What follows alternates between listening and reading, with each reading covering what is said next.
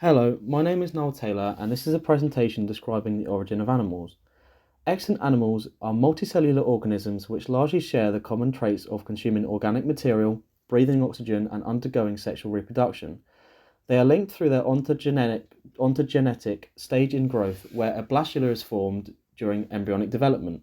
Currently, 1.5 million species of animals have been documented, but estimations predict 7 million different species are currently alive, of which the largest grouped insects contain 1 million of the already discovered species. Animals have evolved and diverged countless times throughout history, with, as depicted on the phylogenetic tree, key divergent events being represented by bilateral symmetry, proteasome development, and segmentation, to name a few. The most noted theory for the evolution of animals is via the evolution and specialization of colonial protists. In protists, where microbes began to live inside other microbes, functioning organelles were created, such as mitochondria, which allowed the processing of food into energy, and DNA becoming packaged in nuclei. These specialized cells began to live together, which improved their protection due to simply being larger and also increased their feeding competitive abilities against competitors.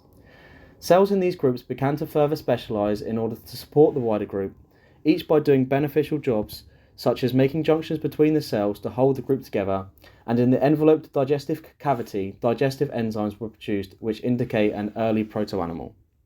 The Metazoan is the universally accepted last common ancestor of metazoans and represents a multicellular heterotroph. They possess germline cells of reproduction and oogamy, where their female reproductive cells were larger than and structurally different from their male reproductive cells, linking their traits closely to what defines extant animals. Choanoflagellates, which are flagellated eukaryotes, are the closest link discovered relative to the flagellated eukaryote in which all animals evolved from. They possess a funnel-shaped collar of interconnected microvilli at the base of a flagellum, and have distinctive morphologies characterized with a spherical body 3 to 10 micrometers in diameter.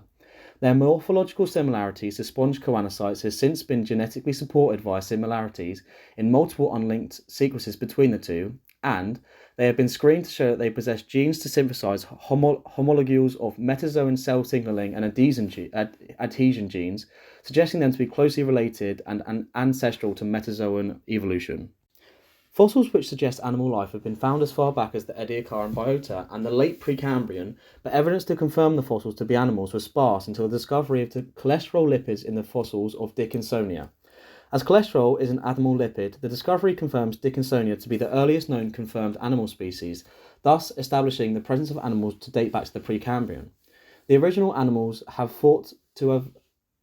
thought to have lived anaerobically due to harsh conditions in the Canfield Oceans at the time where oxygen was sparse. Animals would therefore survive through anaerobic respiration, which is an almost extinct trait in extant species.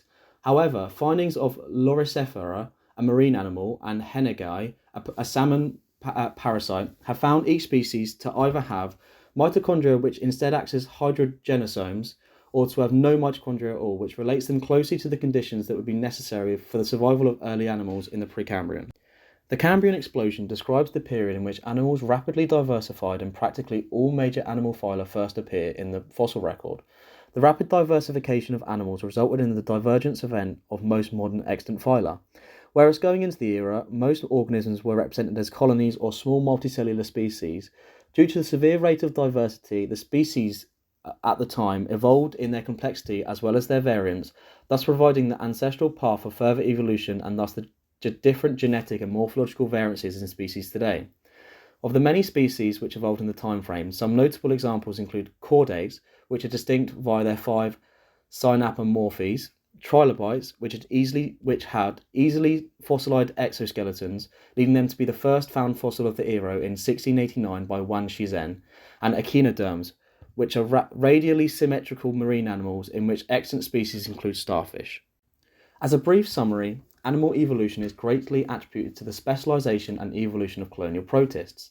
At the time of evolution, the earliest animals would likely be in the form of flagellated eukaryotes, and due to the conditions of the Canfield Oceans at the time, the early animals would live anaerobically, whereas extant species have evolved to be aerobic creatures due to the competitive advantages and efficiencies for growth, with the Cambrian explosion being key for the eventual rich diversity of life now.